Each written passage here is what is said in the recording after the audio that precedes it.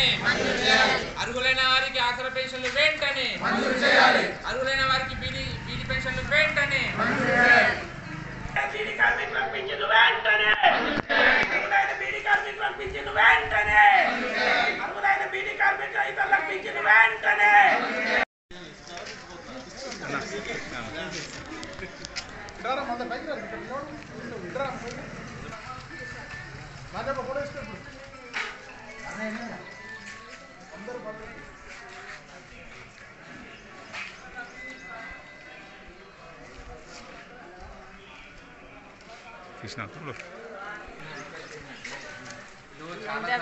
ఇంటికే పో ఇంటికైనాక ఇద్దరు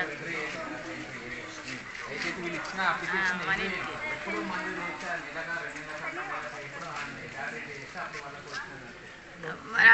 ఉండు నేను వస్తున్నాయి అది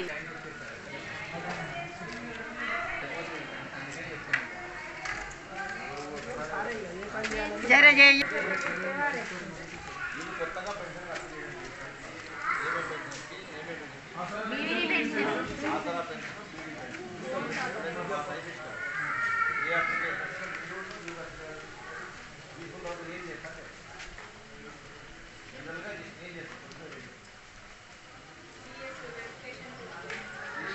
అప్లికేషన్ మేము మళ్ళీ పంపిస్తాం మీ పంచాయతీ ఇన్వెస్టర్ పంపిస్తూ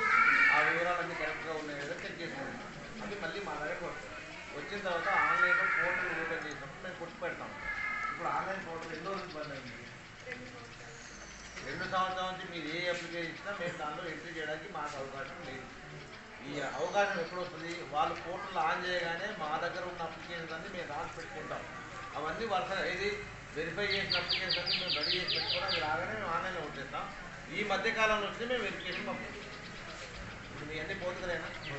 మీరు ఎన్ని ఇస్తే అన్ని అవన్నీ మీరు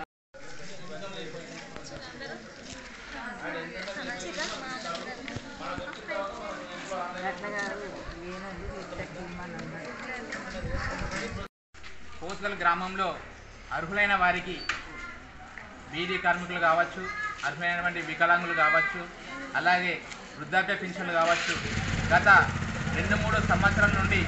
వీళ్ళు అనేక రకాలుగా వాళ్ళకు పెన్షన్ రావడం లేదని చెప్పేసి గత 10-15 సార్లు ఎంపీడీఓ ఆఫీస్ గారు కావచ్చు, పంచాయతీ సెక్రటరీ గారు కావచ్చు, వివిధ రకాలుగా వాళ్ళు దరఖాస్తు చేసుకున్నా కానీ ఇంతవరకు వాళ్ళకి పెన్షన్ రాలేదు. అయితే గత ప్రభుత్వం చేసినటువంటి పొరపాట్లను కాబట్టి ఆ ప్రభుత్వాన్ని ఆనేయకుండా వాళ్ళు ఓటు వేయకుండా ఆ ప్రభుత్వాన్ని గద్దెదించారు. కాంగ్రెస్ ప్రభుత్వం అయినా వచ్చిన తర్వాత అన్నా మాకు ఈ ఆసరా పెన్షన్లు కావచ్చు, కొత్తగా బీడీ పెన్షన్లు కావచ్చు, లేకపోతే వికలాంగుల పెన్షన్లు కావచ్చు వస్తాయన్న ఆశతోని వాళ్ళు కాంగ్రెస్ ప్రభుత్వానికి ఓటు వేసిన తర్వాత వాళ్ళు గెలిచిన తర్వాత వాళ్ళు అప్పుడు ఏదైతే హామీలు ఇచ్చారో మహాలక్ష్మి పథకంలో భాగంగా 2,500 రూపాయలు, అలాగే వృద్ధాప్య పెన్షన్లు 2,000 రూపాయల నుండి 4,000 పెన్షన్లు చేస్తున్నారు, వికలాంగుల పెన్షన్లు పెంచుతాను 5,000 రూపాయల వరకు పెంచుతా అని చెప్పేసి అని అనేక రకాలుగా వాళ్ళు ఆ ఎలక్షన్ టైంలో మేము పెన్షన్లు పెంచి మీకు ఇస్తామని చెప్పేసి అని ఇలా మాట తప్పి రేపటి వరకు 200 రోజులు గడుస్తుంది. అయినా కానీ ఇప్పుడున్నటువంటి ముఖ్యమంత్రి గారు 100 రోజులలో మేము ఏదైతే హామీలు ఇచ్చినామో ఆ పథకం అమలు చేస్తామని చెప్పేసి అన్నారు. 100 రోజులు కాదు సార్, రేపటికి 200 రోజులు అవుతున్నా కానీ మీ పథకాలు ఇంకా హామీ కాలేదు. ఖచ్చితంగా రాబోయే రోజుల్లో అతి తొందరగా మీరు నిర్ణయాలు తీసుకోకపోతే ఈ పథకాలు హామీ జరగకపోతే ఈ ఉద్యమాన్ని మండల స్థాయి నుండి జిల్లా స్థాయి నుండి రాష్ట్ర స్థాయికి తీసుకెళ్లే విధంగా భారతీయ జనతా పార్టీ ముందుకు వస్తుందని మేము హెచ్చరిస్తూ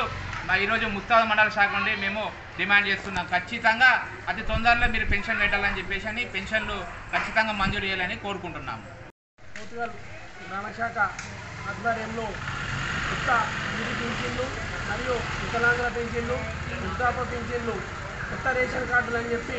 ఈరోజు ఎంపీడీఓ గారికి వినతి పత్రం ఇవ్వడం జరిగింది. ఎందుకంటే గత ప్రభుత్వము అర్హులైన వారందరికీ పింఛన్లు ఇవ్వకపోవడం వల్లనే ఆ ప్రభుత్వానికి ఓటు వేయకుండా బుద్ధి చెప్పి ఈ ప్రభుత్వం కాంగ్రెస్ ప్రభుత్వం అన్న మాకు అర్హులైన వారికి పింఛన్లు పెడతారని చెప్పి ఒక మహిళలు ఆశపడి వారు ఓటేసి గద్దెనెక్కితే తర్వాత 100 రోజులలో మీకు అన్ని హామీ నెరవేర్స్తామని చెప్పి పింఛని 4,000 చేస్తామని చెప్పి అది చేయలేదు. ఒక మహిళకు పంట ఖర్చుల కింద 2,500 ఇస్తామని చెప్పి అది ఇవ్వలేదు. కొత్త పింఛన్లు 2014 ఫిబ్రవరి 28 తారీఖు నాడు గత ప్రభుత్వం బీడీ పింఛని కట్ ఆఫ్ డేట్ పెట్టింది. అప్పటి నుండి ఇప్పటి వరకు ఎన్నోసార్లు ఎంపీడీఓ గారికి, ఎన్నోసార్లు పంచాయతీ కార్యదర్శి గారికి బీజేపీ ఆధ్వర్యంలో పోతుగాల గ్రామంలో ఎన్నో